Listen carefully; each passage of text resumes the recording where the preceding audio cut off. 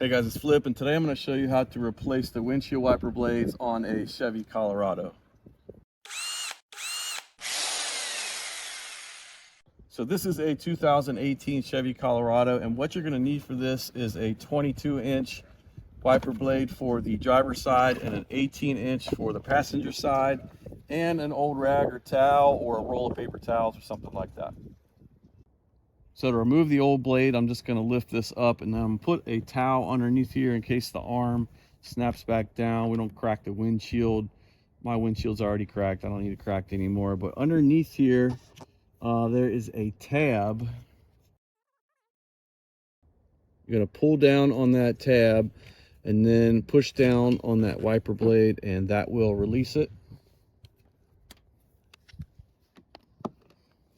Then to put the new blade on, I'm going to kind of pull away at the squeegee part here with my fingers, feed that J-hook through, then rotate it on. Then you're just going to pull up until it clicks into place. Then just let it down slowly. Then do the same thing to the other side. It's the same style, just a different size blade. So hopefully this video helped you out. If it did, please hit the thumbs up button for me and subscribe to my channel. Thanks for watching.